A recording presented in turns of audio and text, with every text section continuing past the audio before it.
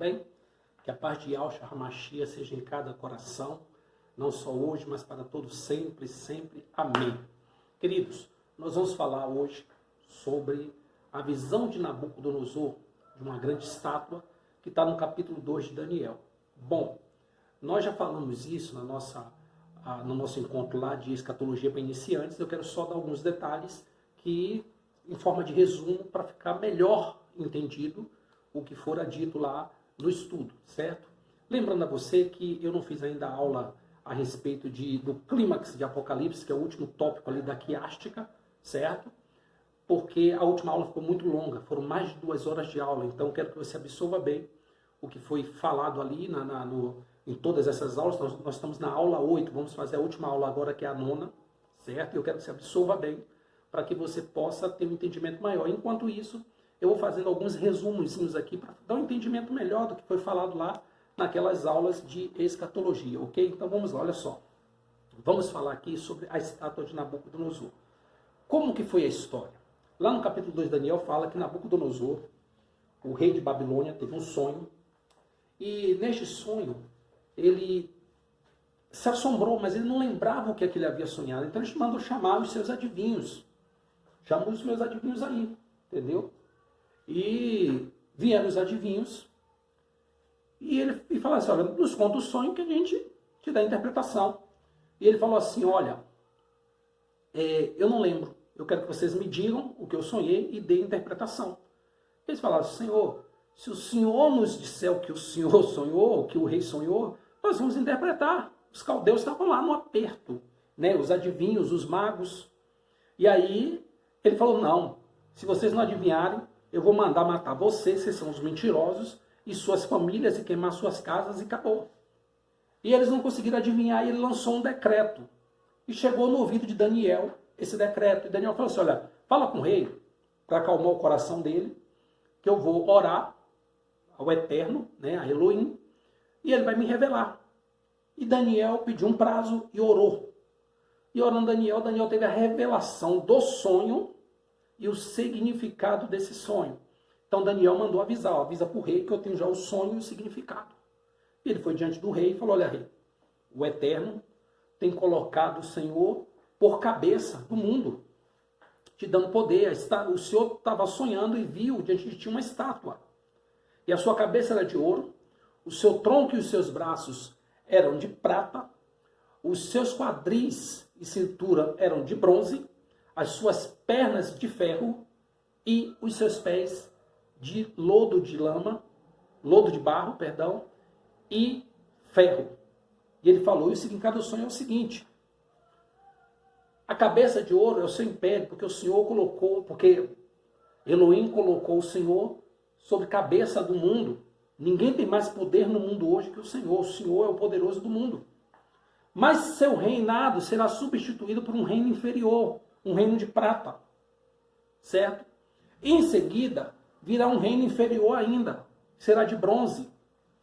E depois virá um reino que será o mais duradouro e será de ferro, porque será duro como um ferro. Quem pode contra o ferro? Quem pode quebrar o ferro? O ferro quebra tudo. E depois que passar esse reino, virá um reino que será de barro e de ferro, porque ele herdará alguma coisa do ferro, mas será a sua maior parte de barro, certo? Uma estátua de 10 dedos ali, os pés da estátua de 10 dedos, os 2 pés juntos. E esse reinado de barro, ele tentará unificar suas forças, certo? Até através de misturas de sementes, mas eles não conseguirão, porque assim como o ferro não se mistura com barro, eles não conseguirão firmar esse propósito. Então o Senhor viu, né, o Senhor vistes uma pedra rasgada do monte, não por mão de homem, e lançada contra a estátua. E então toda a estrutura da estátua veio a chão. Prata, ouro, bronze, barro, ferro, misturou tudo, foi tudo esmiuçado. E aí agora, querido, nós vamos explicar de uma forma mais interessante tudo isso, e eu espero que você consiga entender de fato. Olha só, vamos lá. Ó, olha o pincel querendo dar chute aqui, gente. Ah, o pincel abusado. Aqui o pincel vermelho.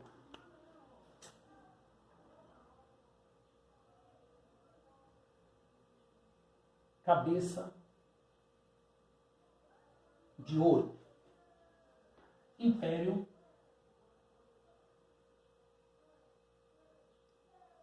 Babilônico. Por que eu sei que o Império é Babilônico? Porque o próprio Daniel nos revela que o Império é babilônico. Voltou a funcionar aqui o pincel. É só para atrapalhar. Então, cabeça de ouro, Império Babilônico. Qual foi a importância do Império Babilônico? Isso nós vamos ver daqui a pouquinho.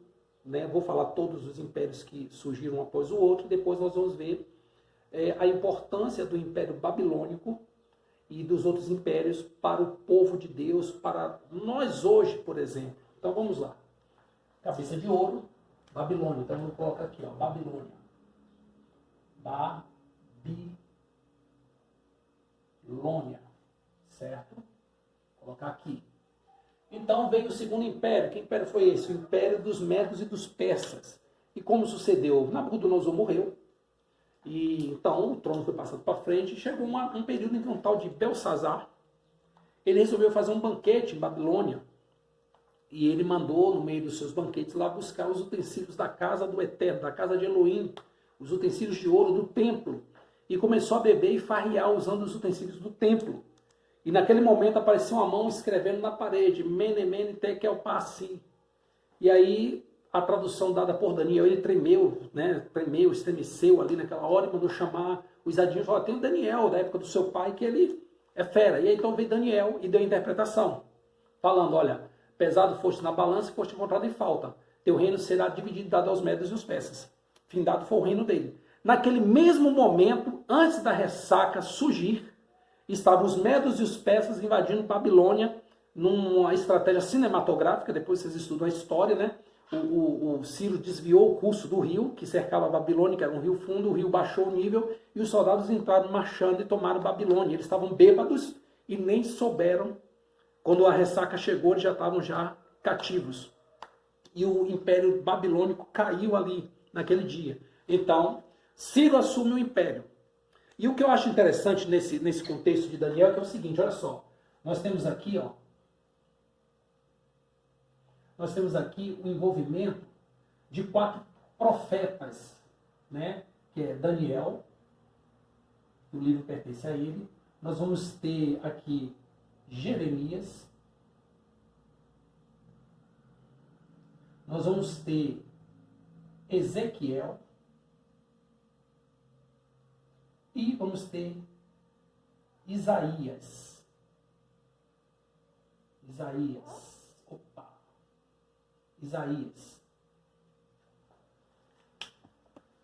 O que acontece?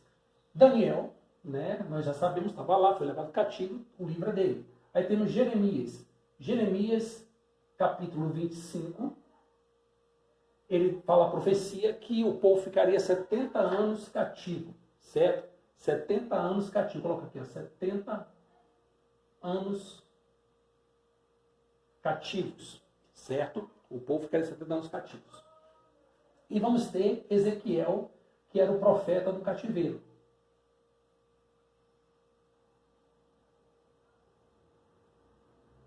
Foi levado também. E ele, enquanto Jeremias exercia o ministério profético fora do cativeiro, Ezequiel exercia o ministério profético dentro do cativeiro no mesmo período, em que Daniel também estava lá, que é o autor do livro. Coloca aqui, livro. E nós vamos ter Isaías, que 210 anos antes do cativeiro, mais de 200 anos antes do cativeiro, ele teve uma visão e escreveu que o Senhor, que o eterno Elohim, levantaria Ciro como ungido, e Ciro faria o que iria se aprazar. Então nós temos Daniel, que escreveu o livro, né, que participou de todo esse processo babilônico, das revelações, tal, foi jogado na cova dos leões, não aceitou comer os manjares do rei. Daniel teve um papel importantíssimo, depois foi até Belsazar, depois da morte de Nabucodonosor, e interpretou o que estava escrito lá, Mene, Mene, Tekel, Parsim. A Daniel foi revelado em 70 semanas, que depois nós vamos falar sobre isso com mais detalhes também. E aí Ezequiel, que era um profeta em exercício, dentro de Babilônia também, só que não no império, mas no meio do povo cativo. Sabe, Ezequiel, ele não exerceu o ministério profético dentro do palácio. Daniel ficou dentro do palácio, como um dos sábios, um dos inteligentes, dos gurus, dos conselheiros. E ganhou cargos, se tornou senador, se tornou pessoa ilustre lá dentro. Mas Ezequiel, ele deu continuidade ao ministério sofrido de Jeremias. Jeremias estava lá fora e Ezequiel estava dentro do cativeiro babilônico. E Isaías, que tinha vivido muito tempo antes, teve uma revelação há 200 anos atrás, dizendo que Ciro libertaria o povo. Que Ciro faria o que apraz ao Senhor. E por que, gente, isso tem a ver com o cativeiro? Ciro tomou Babilônia, certo? E aí, 210 anos atrás, Isaías havia falado o nome de Ciro, falou literalmente o nome de Ciro. Ciro, meu ungido. Ciro, meu Messias. Certo? Messias quer dizer ungido. Então, Ciro, meu ungido, fará o que me apraz. E aí, nós vamos ter Jeremias que falou que o povo ficaria 70 anos no cativos. Quando Ciro ascendeu ao trono, que chegou a ele esses escritos, haviam completado exatamente os 70 anos de cativeiro. Ou seja, se cumpriu literalmente o que Jeremias havia dito antes do cativeiro. 70 anos de cativeiro. Certo? Então, observe outra coisa aqui interessante. Vamos apagar aqui para nós ganharmos espaço. Então, veio os medos e os persas. Depois de Babilônia veio os medos e os persas. Aí então veio quem? Vieram os gregos, que é a parte de bronze. Os gregos vieram através de um dos homens mais cruéis em batalhas da história da humanidade. Quem? Alexandre o Grande. As pessoas, os historiadores falam que Alexandre o Grande, ele era impetuoso, não tinha acordo com ele não. O negócio dele era chegar, matar e dominar.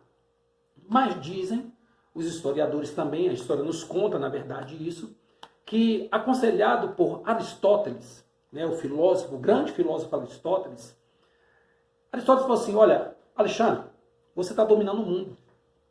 Se você levar a cultura helenista, levar o conhecimento da filosofia, levar a nossa religião, a adoração aos nossos deuses, a esses povos que você domina, você vai conseguir dominar esses povos com mais facilidade, porque eles vão falar a mesma língua, vão crer nos mesmos deuses e vão estudar filosofia. E Alexandre pensou, a ideia é boa. E Alexandre começou a conquistar e impor essas condições aos povos de aprenderem grego, de conhecerem a filosofia e de se apegarem à cultura helenista. Certo? Então nós temos aqui Grécia. A Grécia domina em seguida, certo? Então, a Grécia mais tarde cai. E quem assume o lugar da Grécia, o período mais cruel da história? Roma. Os romanos assumem e têm o império mais longo da história. E nós sabemos que Roma não foi um governo fácil, foi terrível para o povo cristão, para o povo judeu e para todos os povos da terra. Quem não se submetia a Roma era aniquilado, completamente aniquilado. Não tinha negociata, não tinha acordo. Se vocês verem alguns filmes aí que contam histórias, vocês vão ver que Roma governava com braço de ferro realmente, era a base da espada. As pernas de ferro ali simbolizam a espada. Roma conquistava tudo à base da espada, à base do ferro. Não tinha diplomacia não, era ferro. Assim, ó, você vai fazer? Não, então mata. Para eles não faziam diferença. Certo? Se vocês verem o filme aí, Spartacus, que tem na Netflix, só tenha cuidado de não ter criança perto, porque tem algumas cenas de homossexualidade explícita, tem cenas de prostituição explícita, nudez assim vasta, certo? De homem, de mulher, então só tomem cuidado com isso aí. Mas tirando essa questão da visualização da pornografia que tem lá, né, da libertinagem que tem lá, o texto é muito bom e é histórico, que conta a história de um escravo que quase derrubou o Império Romano e que existiu mesmo, chamado Espartacus, ok? Então Roma começou a entrar em declínio, por quê? Olha só, em 60 depois de Cristo, o imperador Nero começou a perseguir os cristãos. Por quê? Porque Nero, ele se achava um deus, se achava um grande poeta e um grande cantor. Ele resolveu compor uma canção, um poema, uma canção baseado em um fato realmente grande e histórico, algo que pudesse marcar a vida dele. Ele mandou meter fogo em Roma. Como o povo não aceitou essa questão, o povo se rebelou contra o império, Nero ficou desesperado. Falou, o que é que eu vou fazer? Deram para ele uma grande ideia. Põe a culpa nos cristãos, porque eles falam que o mundo vai acabar em fogo. Ele falou, ótimo, gente, os cristãos, eles meteram fogo em Roma para poder acusar o império, porque eles falam que o mundo vai acabar em fogo. E o povo, como sempre manipulado pelo sistema governamental, acreditou no imperador e começou a perseguir os cristãos. E o negócio era tão sério que você podia entregar um cristão por qualquer motivo. Por exemplo, eu sou cristão e você me devia um dinheiro, ou melhor, vamos fazer o contrário. Você é cristão, aí eu te devo um dinheiro. E eu não queria pagar esse dinheiro para você. Então eu ia lá e falava para o império, ó, o meu vizinho, ele é cristão. E ele está com um grupo aí de terroristas para meter fogo em Roma de novo. O pessoal ia lá pegar meu vizinho, enchia ele de pancada, levava ele. Qual era o meio de provar que ele era cristão? Mandava ele se curvar diante dos deuses. Ele não se curvava, então de fato ele era cristão, ele ia ser preso, torturado e morto. Certo? E aquela pessoa ficava com a dívida anulada, ou às vezes tomava posse dos imóveis da outra pessoa, às vezes iam homens, mulheres e crianças, pessoas honestas, trabalhadoras, né? Gente, foi um período negro, terrível, foram mais de 300 anos, até chegar em Constantino. Constantino saiu com uma batalha, e nessa batalha ele iria perder, de acordo com a história, porque ele fez um cálculo errado, aquela batalha ele ia perder, só que então ele olhou para o céu e teve uma visão de duas letras gregas que eram as iniciais do Cristo. Aí ele pegou, mandou pintar nos escudos, venceu essa batalha, voltou vitorioso e falou, olha, Cristo não é um príncipe da paz, ele é um Deus sanguinário e de guerra. E a partir de hoje o império é cristão. E nesse dia ele decretou que todo o império seria cristão, todo o império passou a ser cristão, só que dentro das normas romanas. Ou seja, a perseguição aos cristãos acabou, o que foi muito bom de certa forma, porque o cristianismo era melhor quando era perseguido. Porque o cristianismo que surgiu após isso era um cristianismo completamente pagão. Porque Constantino, ele continuou adorando o Deus Sol, certo? A moeda dele tinha o símbolo do Deus Sol. Aí nós vamos ver uma coisa interessante, que a palavra Zeus, certo? E Deus, elas são idênticas. Não tem diferença não, tá, gente? São idênticas, só muda o D e o Z. Mas elas vêm da mesma raiz. Grega. Theos. Theos. É a mesma palavra usada para Zeus e para Deus. Theos. E o que significa a palavra Deus? Brilho, luz, dia. Certo? São as palavras que você tem como significado para o termo Deus. E quando você vê brilho, luz e dia, você lembra de quê? Eu lembro do sol.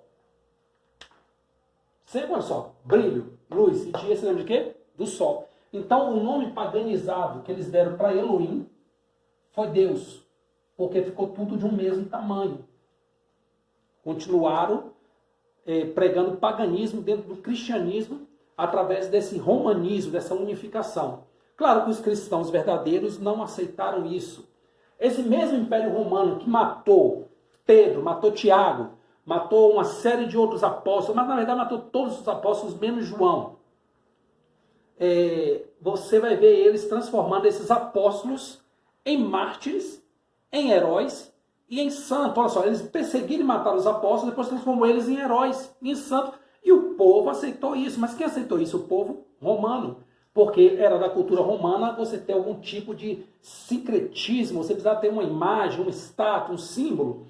E as heresias não pararam, porque durante toda a história foram incluindo coisas no catolicismo romano, no catolicismo apostólico romano, para que se aumentasse a adoração e se conseguisse dominar e influenciar o povo. Muita coisa dentro da religião cristã de hoje, no meio dos evangélicos, se originam da cultura romana, certo? Muita coisa, tem muita mentira, muita história que não dá para colar, mas muita gente acredita porque cresceu ouvindo isso.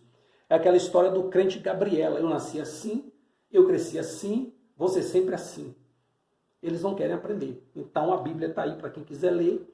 E os livros, hoje nunca se foi tão fácil se estudar e se descobrir as coisas, né? Melhor, nunca se foi tão fácil se descobrir e estudar as coisas como hoje. Você tem acesso a muita informação. É só tomar cuidado, porque as melhores informações estão nos livros e não nesses vídeos como o meu e outros vídeos que tem por aí. Não confia no meu vídeo, não. Vai pegar livro e vai ler. Baixa em PDF. Aí hoje você baixa livro em PDF, livros que você jamais imaginou que fosse ter acesso. Você consegue baixar hoje. Se tiver em outro idioma, você consegue traduzir para o português e ler. Não fica perfeito, mas dá para te dar um entendimento legal.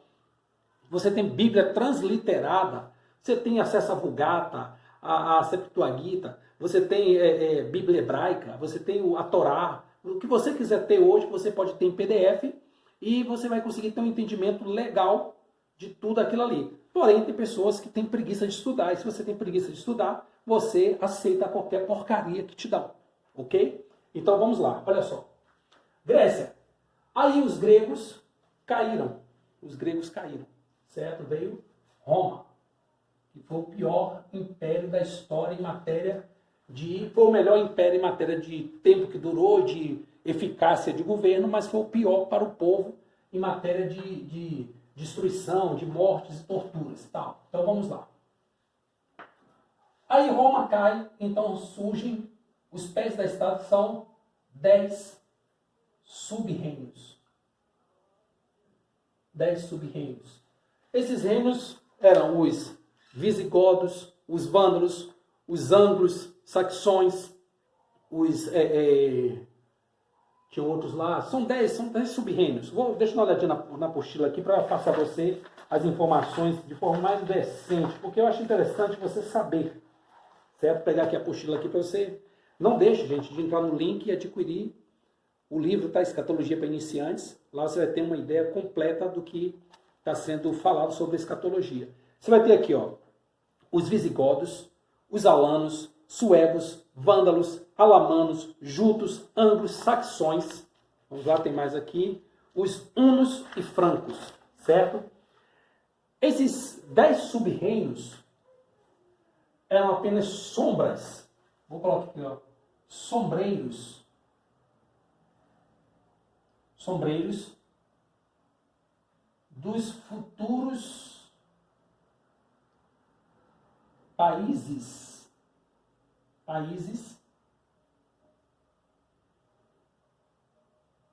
França, Alemanha, Inglaterra e etc. Ou seja, esses 10 sub-reinos no futuro vieram a se tornar hoje os países da linda Europa. Então vamos lá. 10 sub-reinos, certo? Então, vamos lá. Olha, o cachorro está ajudando na aula aí, deve estar gostando. Então, temos 10 sub-reinos. Aí vamos lá. Em que Babilônia contribuiu? Bom, para cumprimento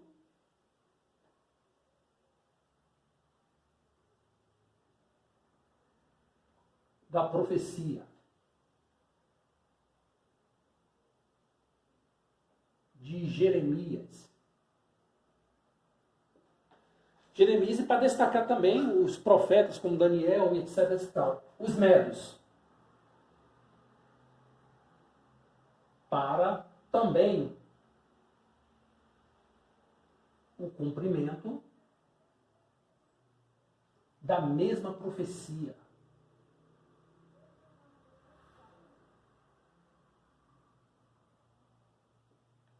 O O que acontece? Olha só, quero que vocês compreendam uma coisa aqui. A soma dessa profecia, a soma, no caso aqui, Babilônia e Medo-Persas, Babilônia deixou o povo 70 anos no cativeiro. Deus permitiu 70 anos de cativeiro. O que aconteceu quando eles saíram do cativeiro Babilônia? Judá nunca mais cometeu o pecado da idolatria. O cativeiro de 70 anos foi uma lição para que Judá nunca mais praticasse idolatria. Os medos então vieram dentro da mesma profecia, dos 70 anos profetizado por Jeremias, né? Vou colocar aqui, ó, 70 anos, vou colocar aqui, início e fim, certo? Início e fim. Aí veio a Grécia. A Grécia veio com aquilo que eu te falei, Alexandre o Grande impondo a cultura helenista. E o que isso foi útil? Quando o Messias falou assim, olha, fica em Jerusalém até 12 dias investido, depois ser minha testemunha em toda a Judéia, Jerusalém, Samaria e até os confins da terra. Quando se fala dos confins da terra, você vai em todos os países, regiões e tribos e línguas de fora de Jerusalém, dos povos aleatórios ali, que foram conquistados por Alexandre o Grande. E o que é que ele foi imposto por Alexandre o Grande? Todo mundo falar grego. Inclusive, se falava grego dentro de Israel. Então, isso facilitou, vou colocar de vermelho aqui, facilitou,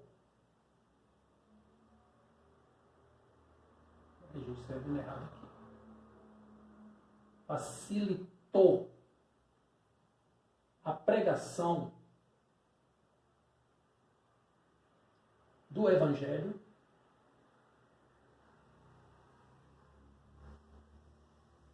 aos povos. Então, os apóstolos saíram pregando o Evangelho na circunvizinhança e em povos mais distantes ainda, e a facilidade que eles tinham de falar o grego. Eles falavam grego, os povos lá fora falavam grego, talvez não falassem um grego tão perfeito todo mundo, mas dava para se entender. E você vai ver também que quando Paulo sofre um naufrágio, uma tribo bárbara, os resgata para ajudar. E quando os resgatam, se eles eram uma tribo bárbara, de fora das regiões conhecidas, não tem nem nome, era uma tribo bárbara. Eles falavam grego também, porque eles falaram com Paulo, atribuíram o livramento do navio e a picada da serpente, uma víbora picou Paulo, Paulo jogou a víbora no fogo, eles acharam que esse homem vai morrer, esse homem é devedor. E ficaram observando, e Paulo não melhorou nem piorou, Paulo continuou a mesma coisa, trabalhando, fazendo as coisas dele, comendo, fazendo fogueira. Eles falaram, esse homem é um Deus.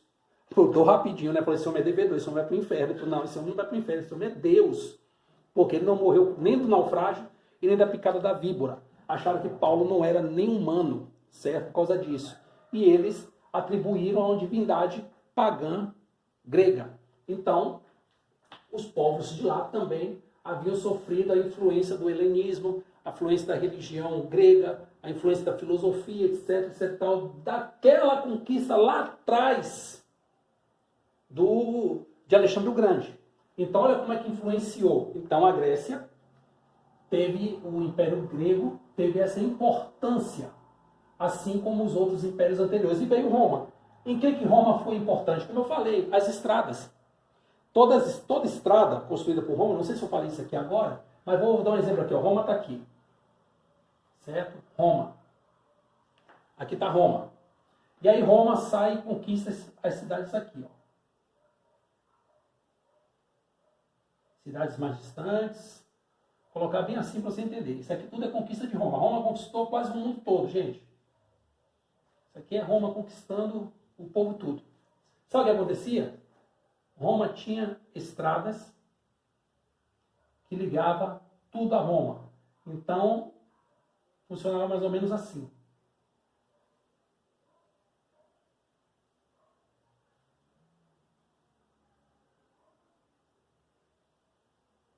Olha o nível de interligação, como é que funcionava.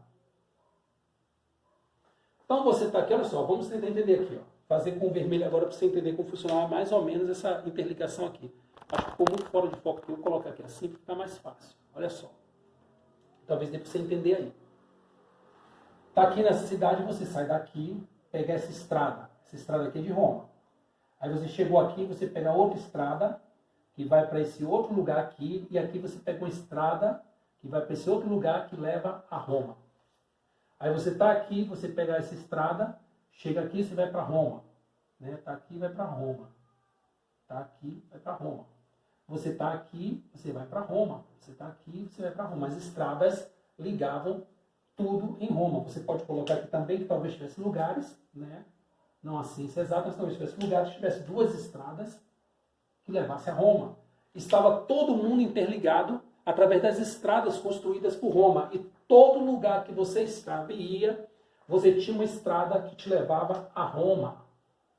Então, Roma construiu estradas. Vou colocar aqui, ó, outra estrada maior aqui. Havia interligações de estradas, talvez uma estrada se encontrasse com a outra, algum tipo de atalho. Existiam estradas que levavam sempre a um denominador comum aqui, a Roma.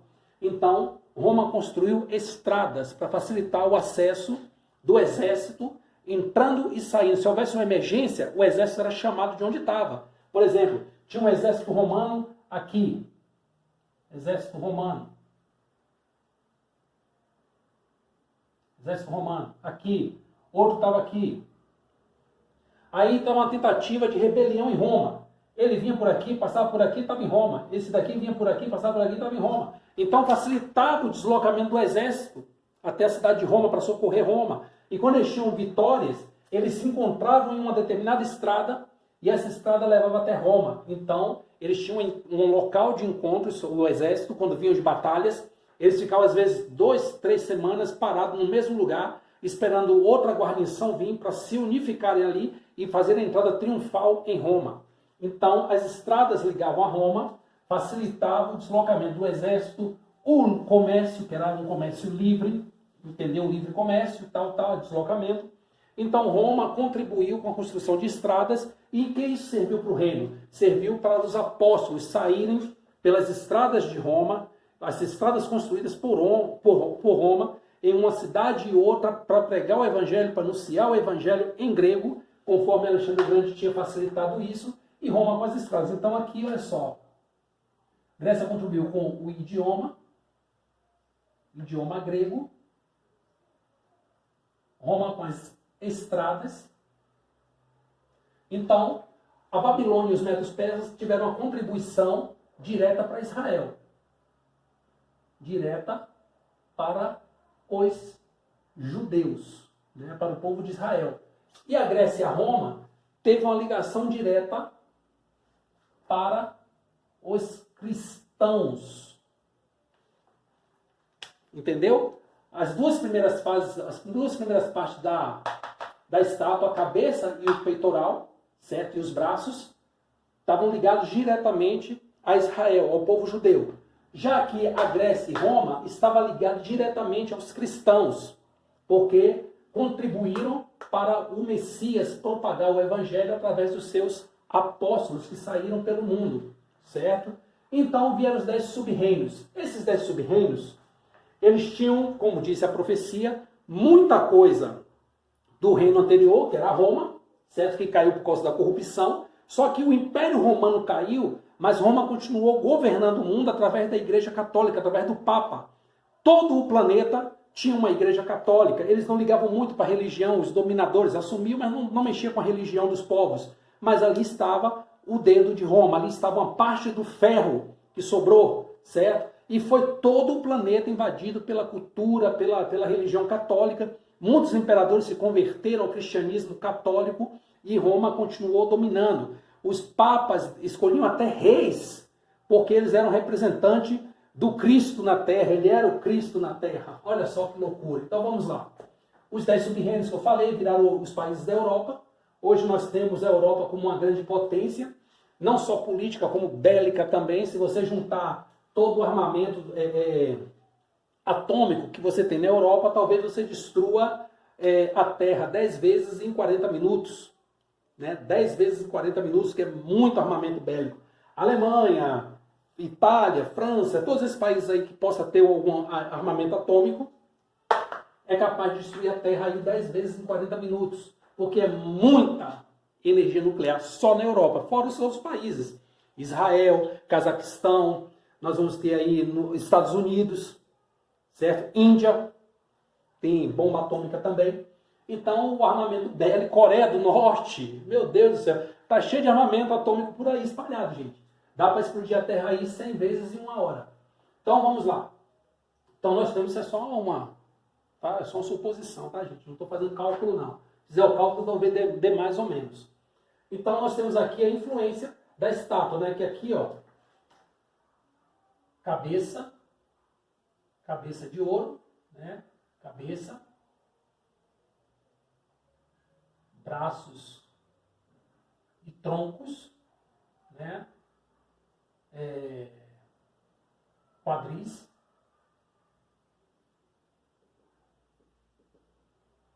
pernas de ferro, certo? E pés. Esses sub-reinos se tornaram os países da Europa que nós conhecemos hoje, os principais, né? França, Alemanha, etc, etc, etc e tal. Agora, olha só.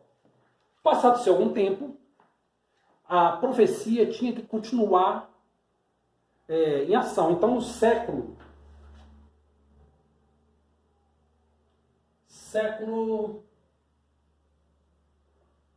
XVIII, surgiu um homem conhecido como Cristiano IX, rei da Dinamarca. E ele se casou com Luísa S. Cassel, que ela era princesa da Dinamarca. Então você vai ter aqui, olha só, perdão, que ela era princesa da Suécia. Então aqui você vai ter Dinamarca e Suécia, certo? Cristiano IX e Luísa S. Cassel. Eles tiveram 6 filhos, se não me falha a memória. 6 filhos. E seus filhos tiveram uniões pela Europa toda. Rússia, tiveram 2 casamentos na Rússia, né? Dois casamentos. Orleans, Confederação Germânica, que hoje é a Alemanha, né? Confederação Germânica, e teve também, eu acho que na Suécia, que juntou a Suécia novamente. Então seus filhos tentaram espalhar as sementes pela Europa. Lembra que Daniel falou que eles tentariam fazer união de sementes? Então Cristiano IX, ele foi conhecido como o sogro da Europa, que ele casou seus filhos com a Europa toda, onde ele pôde pôr filho dele, neto, ele colocou. Isso é tão sério que hoje, em nossos dias, nós temos a Rainha Elizabeth, que ela é chamada de prima da Europa, porque ela tem primos em toda a Europa. Olha só que coisa, olha como é que isso influenciou. Uma profecia de 600, que foi feita há 605 anos antes de Cristo. A profecia, a revelação de Daniel foi 605 anos antes do Messias. 605 anos antes de Cristo foi a profecia, a visão de Daniel, a revelação que Daniel deu a Nabucodonosor. E isso se cumpre nos dias de hoje ainda. Aí depois dessa tentativa de união desse monarca, né, da Dinamarca, nós vamos ter Napoleão Bonaparte,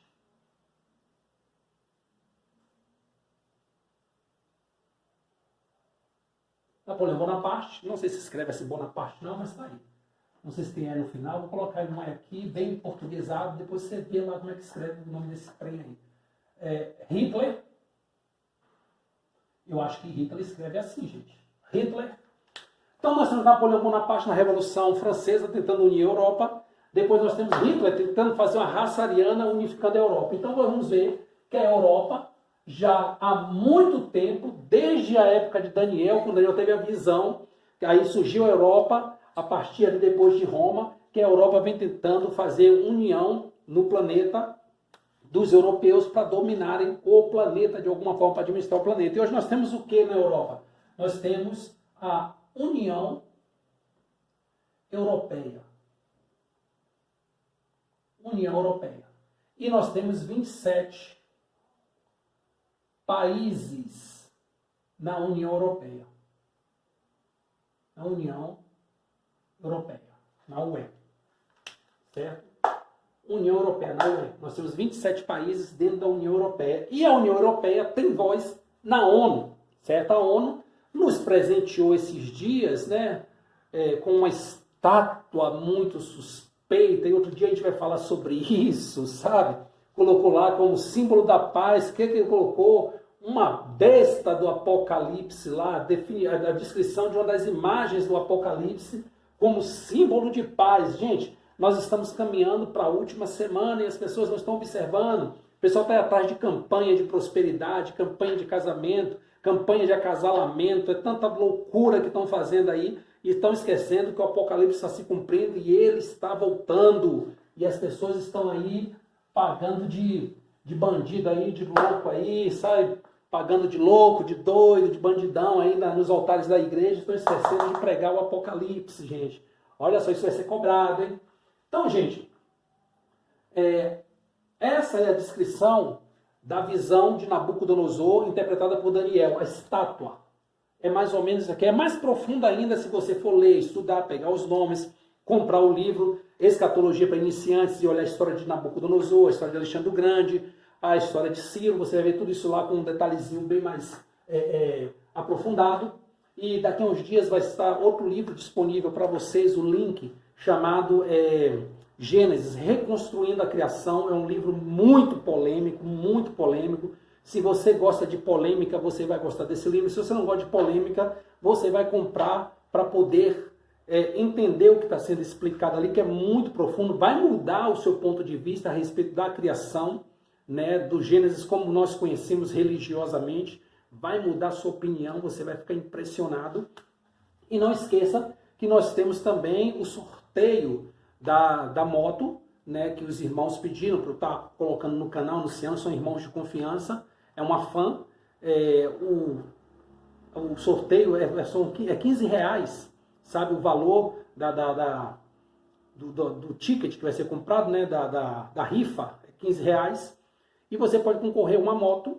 E você vai entrar no link que eu vou deixar no canal, vai conversar com eles, no grupo deles que eles criaram. O grupo não tem nada a ver com o canal, eu estou ajudando a propagar, que são irmãos abençoados. Você já vai assim, olha, o Biratã, peguei isso aqui no link lá do Biratã, do estudo, e eu queria ter informação como funciona esse sorteio. São só para pessoas de Minas Gerais? Não, para pessoas do mundo inteiro. Onde você estiver, você pode participar, e são pessoas de confiança. E tem uma coisa interessante nesse sorteio. Se você colocar 12 pessoas, certo, para participarem desse sorteio, você ganha mais um número para concorrer. Ou seja, você compra um número, coloca 12 pessoas, você ganha um número. Você coloca mais 12, ganha mais outro número. Então você pode concorrer com quantos números você puder, se você colocar de 12 em 12. Certo? Eles usam esse número 12 porque é um número muito interessante. E um dia nós vamos falar a respeito dessa questão do 3, 6 e 9, que são números destaque até para a criação. Ok? Que Deus abençoe a todos, que Yahushua HaMashiach derrame sua graça, Yahweh poderoso, eterno Elohim, manifeste seu poder e a sua glória sobre nossas vidas. Amém e amém.